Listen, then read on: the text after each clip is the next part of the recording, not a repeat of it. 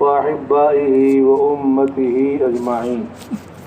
سبحانك لا علم لنا إلا ما علمتنا إنك أنت العليم الحكيم. ربنا اشرح لنا صدورنا بنور الإيمان ونور قلوبنا بنور العرفان واجمع في صدورنا علوم الأحاديث والقرآن بحرمة نبي آخر الزمان صلی اللہ علیہ وسلم. قابل احترام بزرگوں، بھائیوں اور دوستوں،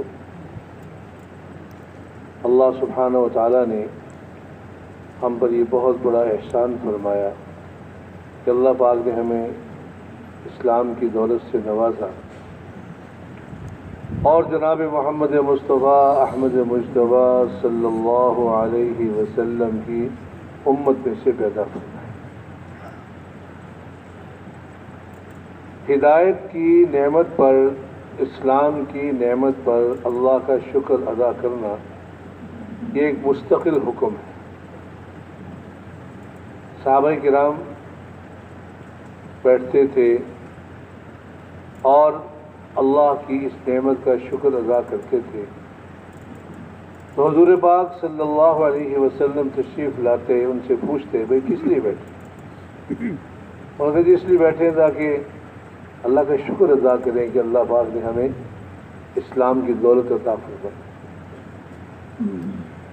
تو فرمایا کہ اللہ تعالیٰ تمہاری وجہ سے فرشتوں پر فخر فرما رہے ہیں.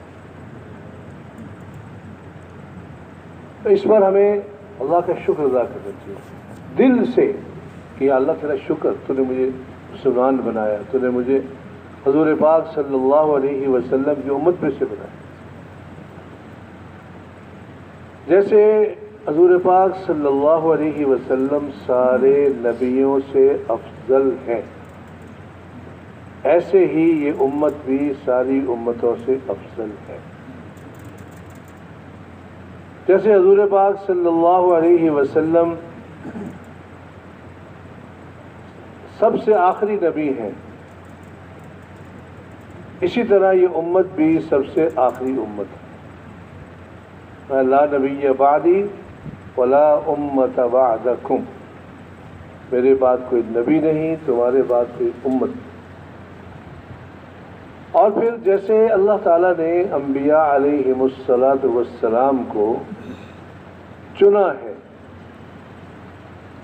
ایسے ہی اللہ تعالیٰ نے اس امت کو چنا ہے.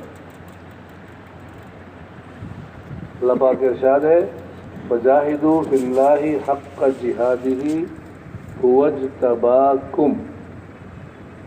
اللہ کے راستے میں، اللہ کے دین کے لیے محنت کرو جیسے محنت کرنے کا حق ہے، کیونکہ اللہ پاک نے تمہیں چن لیا ہے. اس امت کا ہر فرد چنا ہوا. اللہ تعالیٰ نے جب مخلوق کو پیدا فرمایا، فرمانے کا ارادہ فرمایا، تو اللہ پاک نے نظر ڈالی تو سب سے زیادہ جو پاکیزہ ہستیاں تھیں ان کو اللہ تعالیٰ نے اپنی نبوت کے لیے منتخب فرمایا. اس کے بعد جب اللہ پاک نے نظر ڈالی تو اللہ پاک نے حضور پاک صلی اللہ علیہ وسلم کی صحبت کے لیے منتخب فرمایا. تو حضور پاک صلی اللہ علیہ وسلم کا امتی ہونا یہ بہت بڑی فضیلت کی بات ہے. اور جیسے حضور پاک صلی اللہ علیہ وسلم ساری انسانیت کے لیے ہیں، قل یا ایھا الناس انی رسول اللہ الیکم جمیعا، آپ فرما دیجئے اے لوگوں میں تم سب کی طرف اللہ کا رسول.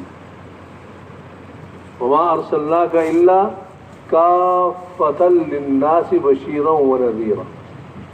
اے پیارے نبی جی، ہم نے آپ کو سارے انسانوں کے لیے بشیر اور نذیر بنا کر بھیجا. جنت کی خوشخبری دینے والا، دوزخ کے عذاب سے ڈرانے والا بنا کر بھیجا، ساری انسانیت کے لیے بھیجا۔ ایسے ہی فرمایا اس امت کا ہر فرد جو ہے یہ پوری انسانیت کے لیے ہے۔ اس امت کا ہر فرد پوری انسانیت کے لیے، یعنی پوری دنیا میں کوئی انسان بھی اگر دین سے دور ہے تو ساری امت کے ذمے اس ایک انسان کو دین پہ لانا ہے۔ خدا نہ خواستہ اگر پوری امت جو ہے وہ دین سے دور ہے اور ایک فرد جو ہے دین پہ چل رہا ہے تو اس ایک فرد کے ذمے ہے پوری امت کو دین پہ لانا۔ سیدنا ابوبکر صدیق رضی اللہ عنہ نے یہ فرمایا کہ اگر کوئی بھی نہیں جائے گا، اگر کوئی بھی نہیں جائے گا تو میں اکیلا جاؤں، اور اللہ کی قسم ایک رسی جو اونٹ کے ساتھ دیا کرتے تھے وہ بھی نہیں دیں گے، اس پر بھی ان سے قتال کرو۔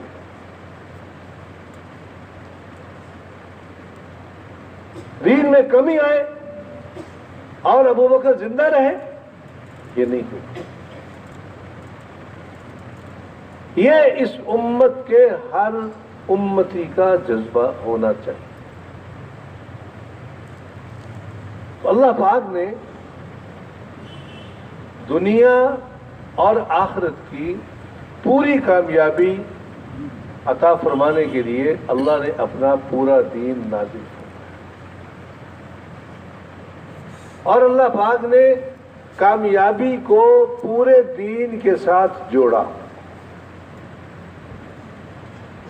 اور کامیابی صرف اور صرف دین میں ہے۔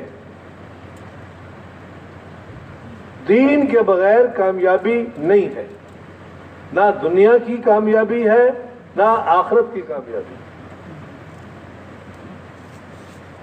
انبیاء علیہم السلام کو جو بھیجا جاتا تھا وہ انسانیت کی دنیا اور آخرت کی کامیابی کے لیے بھیجا جاتا تھا۔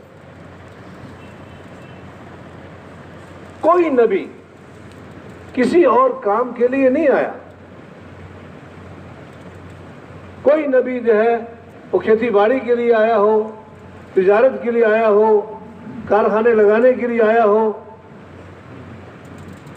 دستکاری سکھانے کے لیے آیا ہو، نہیں۔ ہر نبی جو ہے وہ صرف اور صرف اللہ کے دین کے لیے آئے، اور ہر نبی کا دعویٰ تھا یا ایھا الناس قولوا لا الہ الا اللہ تفلحوا، اے لوگو لا الہ الا اللہ کہہ لو تم فلاح پا جاؤ گے۔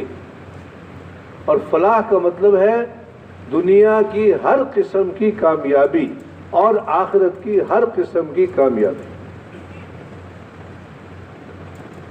اسی لیے اللہ تعالیٰ نے کسی نبی کو دین کی محنت کے لیے دنیا کا کوئی سبب نہیں دیا، دنیا کے اسباب اللہ نے نبیوں کو نہیں دیے۔ اللہ نے نبیوں کو دین پھیلانے کے لیے مال نہیں دیا، اللہ نے نبیوں کو دین پھیلانے کے لیے فوجیں نہیں دیں، اللہ نے نبیوں کو دین پھیلانے کے لیے